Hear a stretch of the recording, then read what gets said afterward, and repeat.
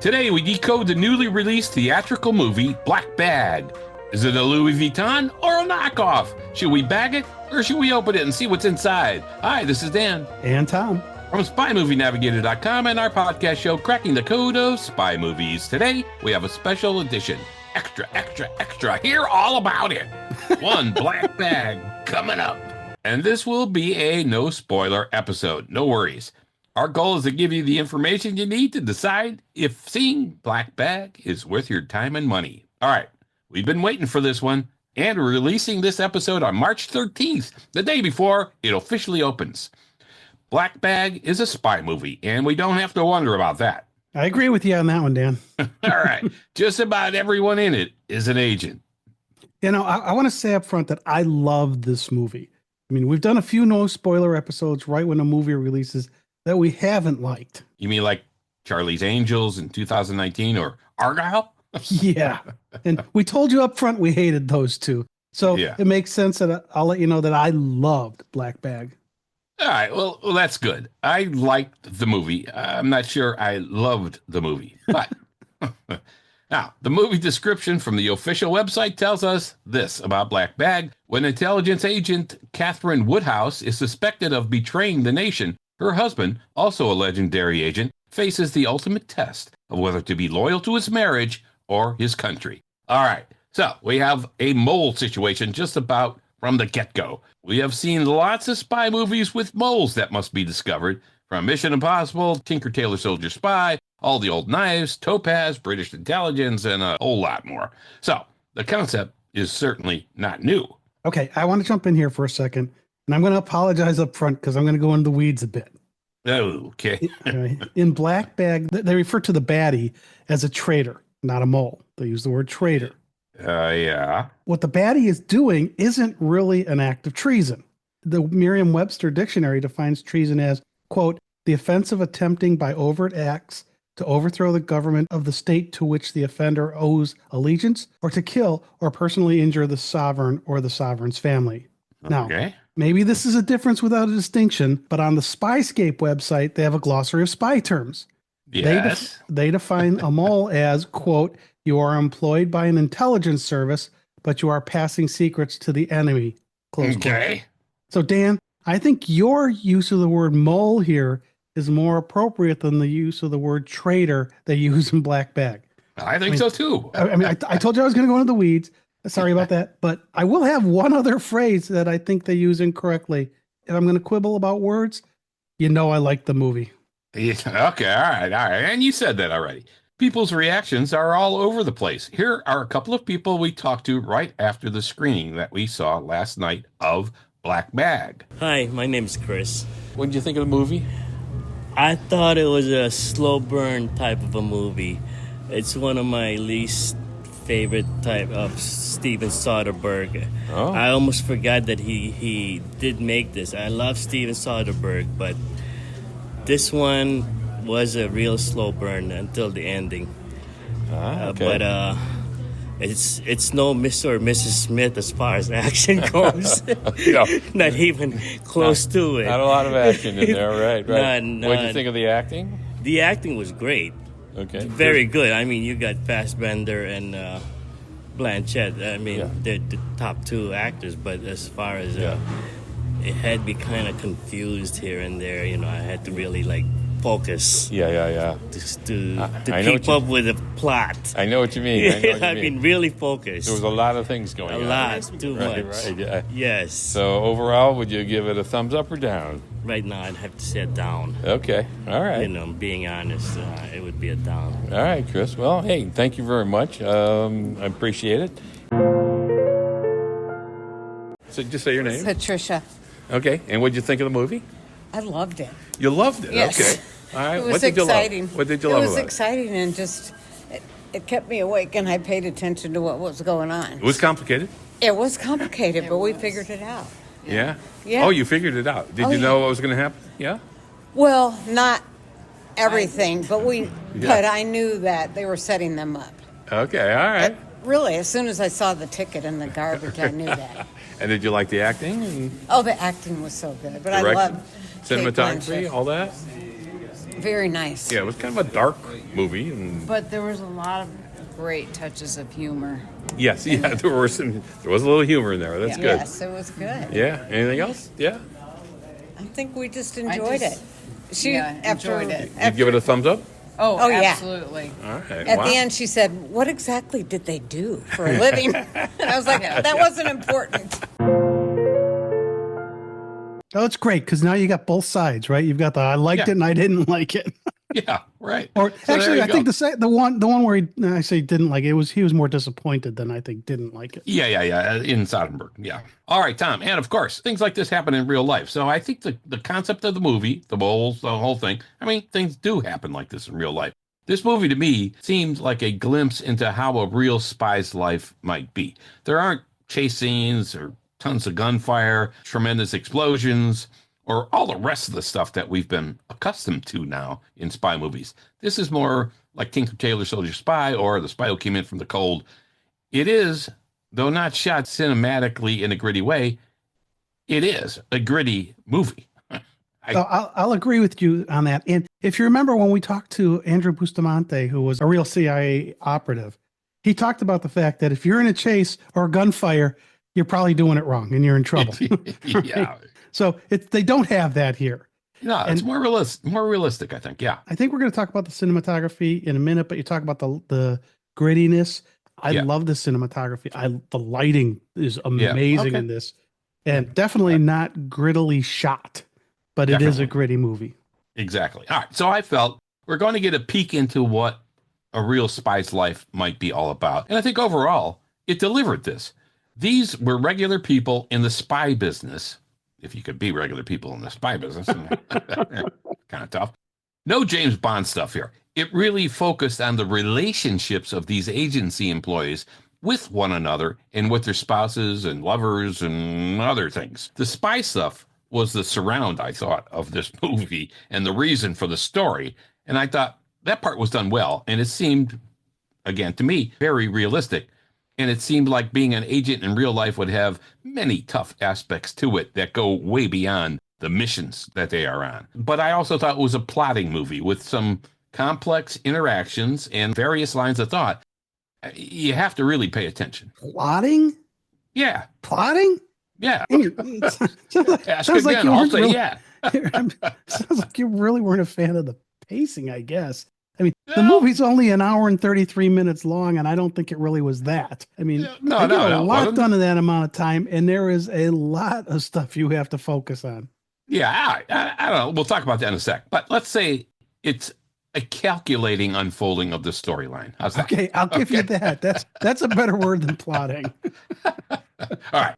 As for the movie, we know almost immediately that there's a short list of agents who are suspects and who might be the mole. George Woodhouse is assigned to find out who the mole is within a week. And one name on the list is his wife, Catherine, also an agent. So there you go. Well, and you say within a week. One thing I do like is they went forward in time on this.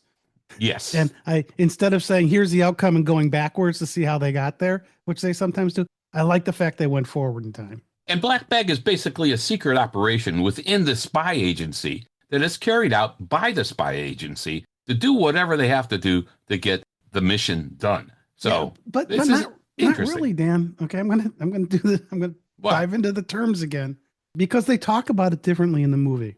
In the movie, they talk about a black bag as something like, I can't tell you about it, right? Yeah. I'm gonna put something in the black bag, meaning I can't tell you about it. It's in the black bag. You can't see it. Right. But if we go back to the Spyscape glossary of spy terms, they define a black bag like this, quote, in a black bag operations, you break into a building to collect intelligence.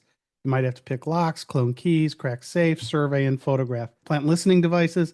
The name comes from the black bags burglars often use to carry their tools.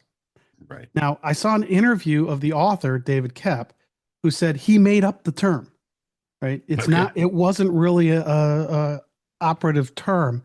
He just wanted a catch-all for things where things needed to go. And he grabbed the term from another director who would look at takes and looking at the dailies. If one was terrible, he'd say black bag, meaning take the negative, put it in a black bag and throw it in the East River. All right. Yeah. Well, I agree. That's how it is used in the movie. Like Black Bag, I can't tell you because it was part of their mission. And all right, Tom. So let's get back to the movie, okay? Sorry, I promise. That's the last word confusion that I'll try to clear up in this one. Okay. All right. So we have a spy movie and a love story or relationship story or stories, but there is not much lovey-dovey stuff here. There are a few short suggestive scenes, but not much. There's a lot of talk of cheating on spouses and affairs, but they're not showing us this. They're just talking about this. Yeah, and you say talking. This dialogue is amazing. I mean, It's good. There's double entendre. There's triple entendre. Yes. Yeah. And most of it is about relationships. You have to pay attention. I mean, this screenwriter, David Koepp, was also the screenwriter for Jurassic Park and was one of the screenwriters for Mission Impossible, the 1996 Mission Impossible 1, if you will. Nice. This guy is good, and I loved his dialogue here in Black Bag. He said a lot of the stuff we see came from his research and writing Mission Impossible. Yeah. Now, when I was leaving the theater, I heard two guys talking. One of them said, "This was a sexy movie, yet there's no sex," unquote. I totally get where he's coming from. I think it's the dialogue and the relationships and some of the things they talk about that make this a great point. Unfortunately, these guys didn't want to be recorded, so I told them I was going to use that line in this episode anyways. Yeah, that's fine. Now, for this dialogue and the whole kind of theme of this, and you were talking earlier about the relationships and the hard parts of some of the relationships. David Koepp was talking about this, and he said one phrase in it kind of drove his idea about these relationships. One of the characters says, quote, "If I date someone outside of the community, they don't understand and they don't have any clearance. So I can't talk about anything. And if I date someone within the community, I can't trust them because they're liars. And so am I," unquote. I mean, yeah, they know that they lie for a living. And so that makes the focus on their relationships in this movie even more interesting, actually. So I think that's good. Yeah, and spotting a liar is supposedly one of George's super skills. Yeah, and when you're talking about the guy who told you it was a sexy movie, I mean, one of the characters during just conversation, a line that was you saying, "Oh, well, that's sexy," or something. She says. It's like, okay. All right, so they do drop clues throughout the movie to lead us in one direction or another as to who the mole might be. Of course, they have to do that. There is a murder that takes place as well, adding to the mystery. Now, the lead character is George Woodhouse, played by Michael Fassbender, and he loves to play games, psychological games. Yeah. And he uses them to try to figure out who's lying. And there are two great games he plays in this movie that I just thought were fantastic. I thought they were good too. A little forced, I think, sometimes, but that was his game. That was his angle. That was his. Well, it's the way he kind of was. Yeah. So we see these games and how he tries to manage those games, which is the critical part. In the movie, there's some travel to Zurich, there's some fishing, and some leading lines that could have more meaning for the plot of the movie in one way or another. For example, there is a fishing scene with two people, and one catches a fish and doesn't know what to do. And the other says something like, "Give him some line," like, let him out and then reel him in. And I thought, okay, that's a good one. Yep. And so think about that as you're going through the movie. Now, this mole has done something that seems to be a bad thing. You see, this is a spy movie. So what's the MacGuffin here? Well, in this one, it's Severus. What's that? What's Severus? Well, you see a lot of this kind of stuff in spy movies, right? It's like a cyberworm device that's capable of wreaking havoc on the world, of course, by hacking into nuclear facilities. So naturally, the fate of the world here is at stake, and Severus has gone missing. So now what? Oh my God. For me, when they explain Severus, the explanation for why it was created and what might happen if it got out into the real world reminded me spot on of the scene in No Time to Die when M explains Heracles to James Bond. Yeah. Or maybe even the inception of the coronavirus, right? Was that just a mistake, right? And then it got out. So sometimes things are built to try to understand something with the goal of it never seeing practical deployment, but sometimes that just doesn't work out. Yeah. I mean, I thought of the Hercules thing as well in No Time to Die, and when Severus was introduced here. So yeah, I agree with that. Let's talk about the acting here, because the acting in general is excellent. Yep. Michael Fassbender as George Woodhouse is this stoic, consistently focused agent, and he does a wonderful job that sells us instantly on who he is. No questions asked. Fassbender's a fantastic actor. Yeah. I mean, he first hit my radar in the HBO series Band of Brothers. He did a lot of stuff since then, and then he got Lieutenant Archie Hickok in Inglourious Bastards, and that movie really launched his career. He also did a movie called Shame, where he played a nymphomaniac, and I don't know if you've seen that one. It's definitely on the more risque side of things. But that performance showed he's willing to do anything for his craft. Yeah. Now, here is George. He plays a very different character than I've seen him play before, and he's amazingly consistent with this performance. His character is so focused on his tasks that that's all he cares about. Yeah, and I think his look and his characteristics in this movie, he's stoic, he's got oversized glasses, his cooking skills, it all reminded me really of Harry Palmer, especially in the Ipcress File. I thought there was a little look there for it, a little homage. The movie opens with a slow reveal. You see the back of this guy. He's got a jacket on, he's got a turtleneck on, he's got thick glasses. You don't see his face for, I don't know how long, I didn't time it, but for a long time. And it really looked like how they positioned Joe Cole in the Ipcress File TV series. There's lots of shots of him looking almost exactly like this. I didn't compare the glasses to see if they were the same glasses, but they were thick glasses, they, horn rimmed glasses and stuff. So it really had a Harry Palmer feel the way they opened this. We sat in on that press release for the Ipcress File TV series, and we interviewed Harry Saltzman's son, Steven Saltzman, who was one of the producers on that show. So there you go. Check those out. They're fantastic, actually. On to his wife, Kathy, played by Cate Blanchett. And Cate plays her well and is believable and is a tough character throughout without a flinch. She is Catherine, and don't mess with her. She's good. She really is. And I mean, she's one of these other actors like Fassbender. I mean, she's always good. And she does a very good job here. Yeah. And then there's Marisa Abela. Yeah, she plays Clarissa, and she's a standout as well. Actually, she's one of the best in this movie and does everything well, from movement to facial expressions to meaningful eyes that say a whole lot. And, she's in the movie hooked up with this other guy, Freddie Smalls. So, but she is fantastic. A real highlight. Well, it doesn't hurt that Abela gets some of the best lines either to say or that are directed at her as Clarissa. Yeah. Now, another thing about her is we called Abela out in our quickfire review of the movie Rogue Agent, where she played Sophie Jones. For me, she was the best part of that movie, too. And she also starred as Amy Winehouse in the 2024 movie Back to Black. I think she's wonderful at her craft. And like you say, she really stood out against a really good cast. Yeah, she delivered her lines exceptionally well and used her whole body to deliver her lines. Well, even she spoke a lot without saying anything. She did, yeah. People would say stuff to her and look at her face. Oh. That's fantastic. Yeah, and there's a couple of scenes where she's just really, really outstanding, even outdoes herself. All right, Tom Burke is Freddie Smalls. We just mentioned him. He was generally solid. He plays a character you don't really like or identify with. Burke does a good job of not being a real likable character. So there you go. He's doing a really solid job of that. He does smarmy well. He does. All right, Regé-Jean Page as Colonel James Stokes. Again, very solid. He shows a wide range of abilities here in this movie and is 100% in his role. Excellent. Yeah, and I was glad to see this role for him. I never watched Bridgerton, which really broke out his career.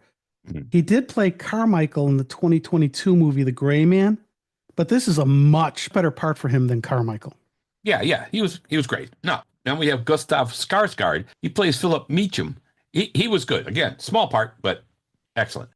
One of the two Bond connections here, Naomie Harris playing Dr. Zoe Vaughn, an internal psychologist of some type, was excellent and a standout as well. I thought she was excellent. And our second Bond connection, who else? Pierce Brosnan as the head of the agency, Arthur Stieglitz. This was not a big role, but it was nice to see Pierce Brosnan back in action. Well, not that kind of action, but, back in a spy movie. That was good.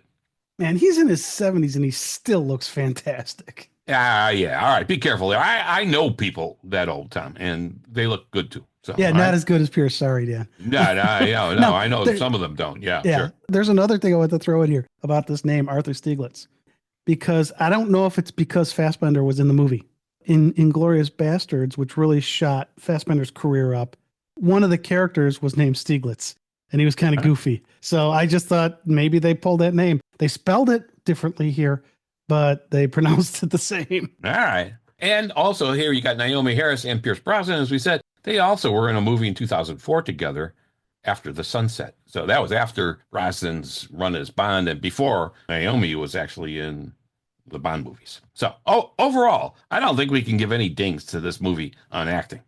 Oh, I agree with you. I also like how Carmen Cuba and her team cast this movie.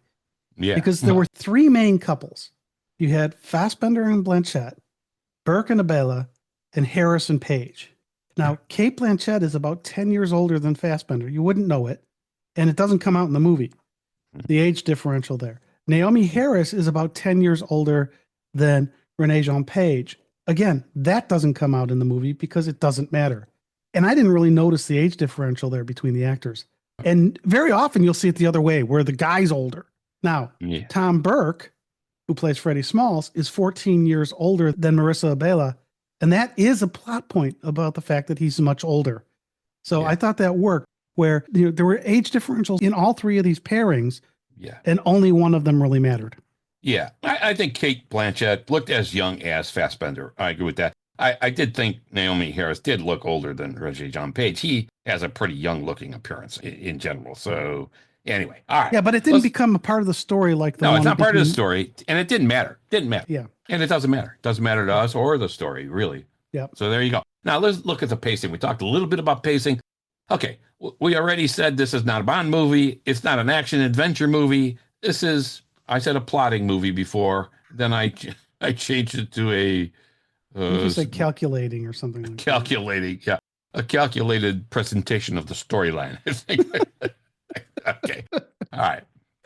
To me, I was waiting for something to happen, and it just seemed to take so long to develop. And I wanted some intermittent things that would grab your attention, maybe slap you in the face a little bit. And I admit, when I watched the trailer, I said, wow, this is what they picked for the trailer? This might be a boring or a very slow movie. And it wasn't boring, but it is a slow movie. And I think a bit sometimes to its detriment. But I tried to convince myself, hey, this is a different kind of spy movie, different kind of story, stick with it. And I did, of course. And, it was a slow moving movie. See, and I disagree with you that it's slow moving because to me, this was a psychological exercise. The whole movie was. Yeah, and you I can't agree. do that fast. You've got to have it so you can absorb what's going on. And if you think about that polygraph scene, there was a lot of really quick edits in that thing. And that scene was fantastic.